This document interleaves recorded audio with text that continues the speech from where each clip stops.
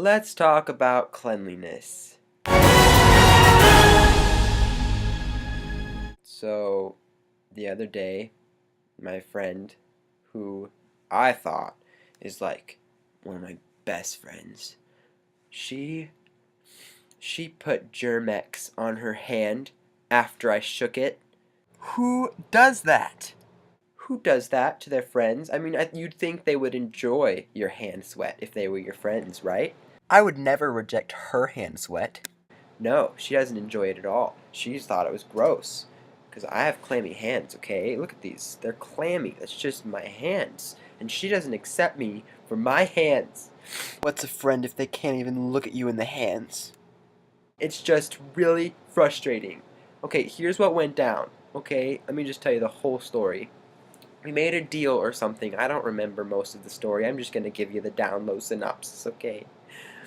We made a deal, and she's like, okay, that's great. And I'm like, we should shake on it. And so I asked for her hand to shake it. Like every other red-blooded American who realizes that it's not a deal unless you shake.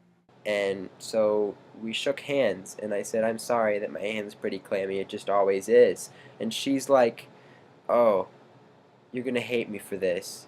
She actually said that. She said, "Oh, you're gonna hate me for this." She takes out her little travel, well, I guess there's only one, her little travel Germ-X thing, and she puts it in her hand, and I'm looking at her like this.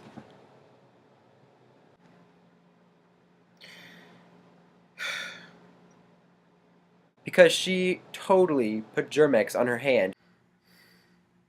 Who does that? Seriously, Cheryl, why, Cheryl, what were you thinking? That was hurtful. It made me feel like a slob. I'm not a slob. Look, I wear ties. People that are slobs do not wear ties very often. Sometimes you just can't know about women.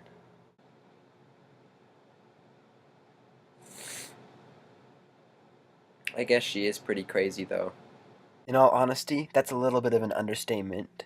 That Miss Germaphobe little, I'm gonna put hand sanitizer on everything, and I'm gonna wash my hands before every meal, and I'm gonna take a shower, every day.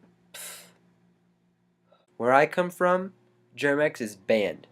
Because, oh my gosh, seriously, it was awful. People use Germ-X like all the time, and then there was this sickness that came because their hands were so sterile that this thing like could just eat through it, and it ate everybody's hands off. It was really bad. My great grandpa, he didn't have any hands. Neither of them. I blame you and your people, Cheryl.